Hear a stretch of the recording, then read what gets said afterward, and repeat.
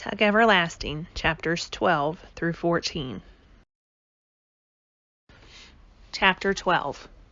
The sky was a ragged blaze of red and pink and orange, and its double trembled on the surface of the pond like colors spilled from a paint box.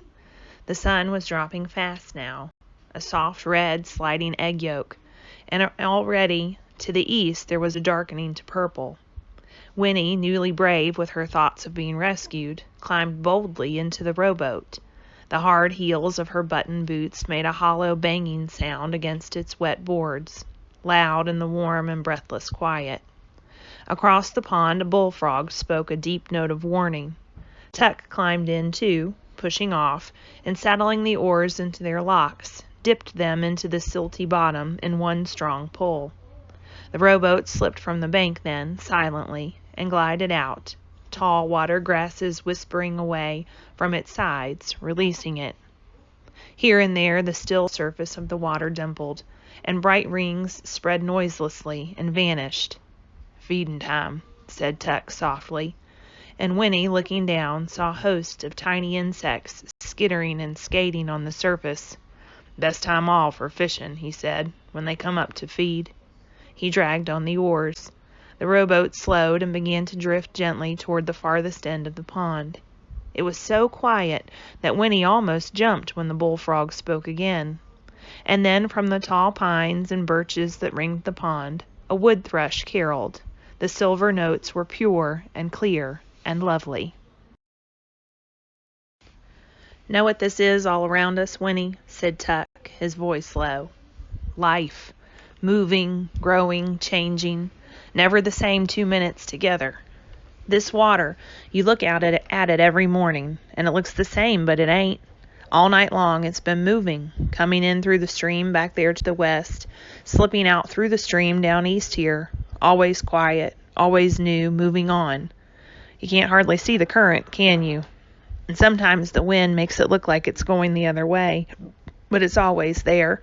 The water's always moving on, and someday, after a long while, it comes to the ocean."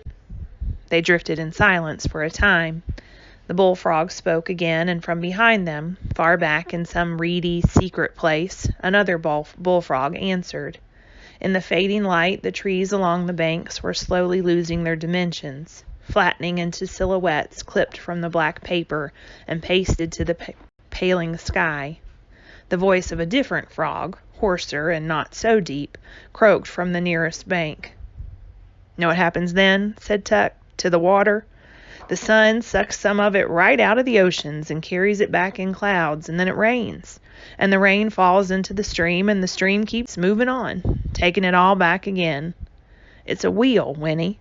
Everything's a wheel, turning and turning, never stopping.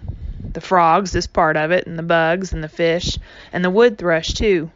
And people, but never the same ones, always coming in new, always growing and changing, and always moving on. That's the way it's supposed to be.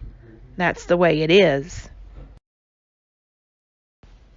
The rowboat had drifted at last to the end of the pond, but now its bow bumped into the rotting branches of a fallen tree that thrust thick fingers into the water. And though the current pulled at it, dragging its stern sideways, the boat was wedged and could not follow. The water slipped past it, out between clumps of reeds and brambles, and gurgled down a narrow bed, over stones and pebbles, foaming a little, moving swiftly now after its slow trip between the pond's wide banks. And farther down, Winnie could see that it hurried into a curve around a leaning willow and disappeared. "It goes on," Tuck repeated, "to the ocean. But this rowboat now, it's stuck. If we don't move it out ourself, it would stay here forever trying to get loose, but stuck. That's what us Tucks are, Winnie. Stuck so's we can't move on. We ain't part of the wheel no more. Dropped off, Winnie, left behind. And everywhere around us things is moving and growing and changing. You, for instance, a child now, but someday a woman.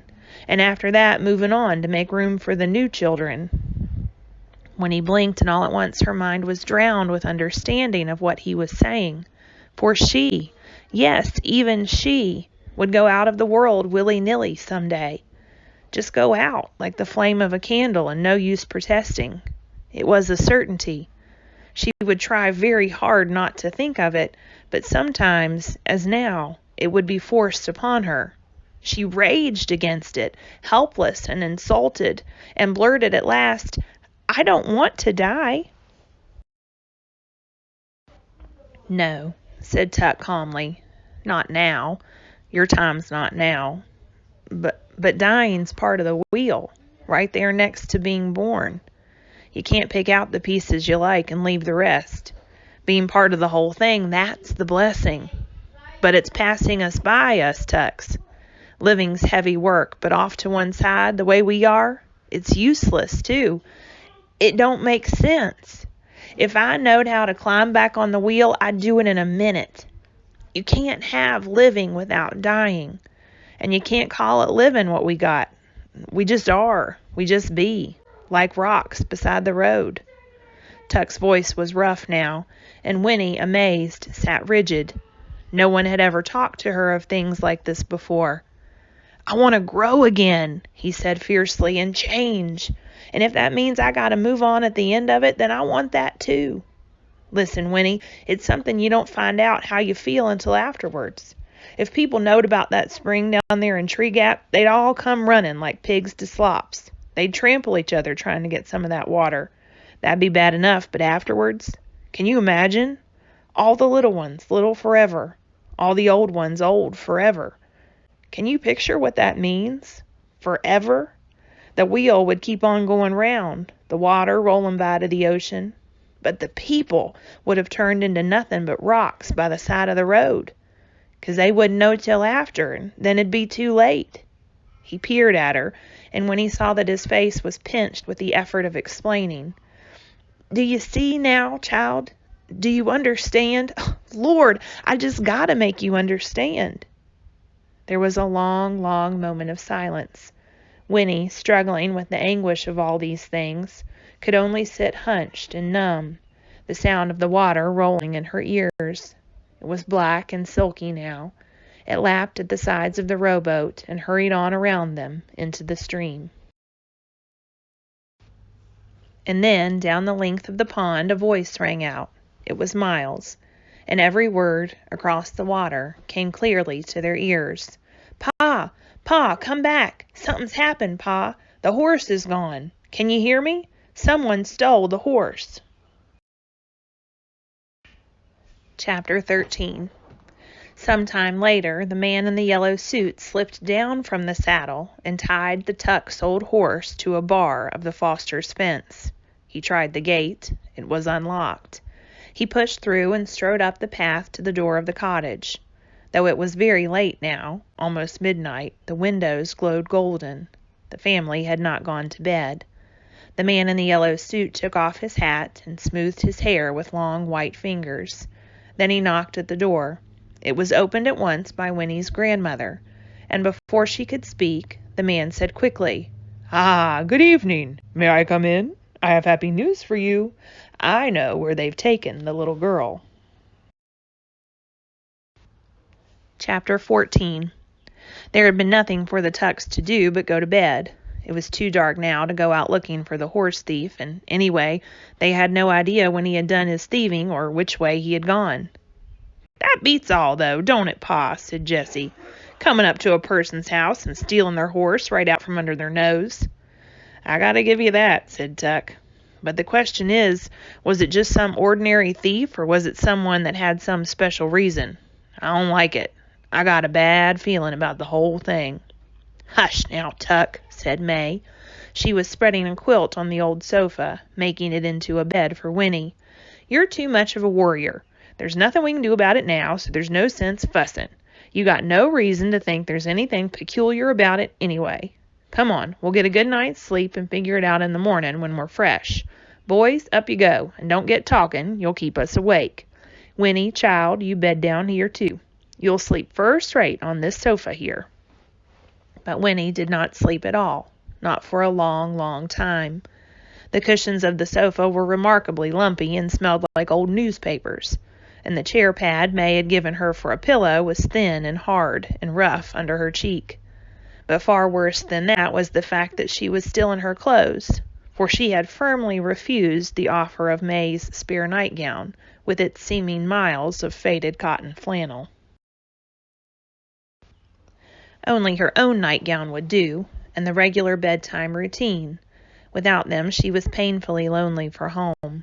Her joy on the road that morning had completely disappeared. The wide world shrank, and her oldest fears rolled freely in her consciousness. It was unbelievable that she should be in this place. It was an outrage, but she was helpless to do anything about it, helpless to control it, and exhausted by the conversation in the rowboat. Was it true? Could they really never die, these Tucks? It had evidently not occurred to them that she might not believe it. They were only concerned that she keep the secret. Well, she did not believe it. It was nonsense. Wasn't it? Well, wasn't it? Winnie's head whirled. Remembering the man in the yellow suit was the only thing that kept her from weeping. He's told them by now, she thought, rehearsing it. They've been looking for me for hours, but they don't know where to look. No, the man saw which way we were headed. Papa will find me. They're out looking for me right now. She went over it again and again, lying wrapped in the quilt, while outside the moon rose, turning the pond to silver. There was a hint of mist, now that the air was cooler, and the frogs talked comfortably. Crickets soon joined in with their shrill, rhythmic song. In the table drawer the mouse rustled softly, enjoying the supper of flapjack crumbs May had put there for him. And at last these things were clearer in Winnie's ears than the voice of her thoughts. She began to relax, listening to the sound-filled silence. Then, just as she was drifting into sleep, she heard soft footsteps, and May was beside her. "You restin' easy, child?" she whispered. "I'm all right, thank you," said Winnie. "Oh, I'm sorry about everything," said May. "I just don't know no other way but to bring you back with us. I know it ain't very happy for you here, but, well, anyway, you have a good talk with Tuck?" "I guess so," said Winnie. "That's good. Well, I'm going back to bed. Get a good sleep." "All right," said Winnie. But still May lingered. "We've been alone so long," she said at last. "I guess we don't know how to do with visitors. But still and all, it's a good feeling, you being here with us. I wish you was ours." She put out an awkward hand then and touched Winnie's hair. "Well," she said, "good night."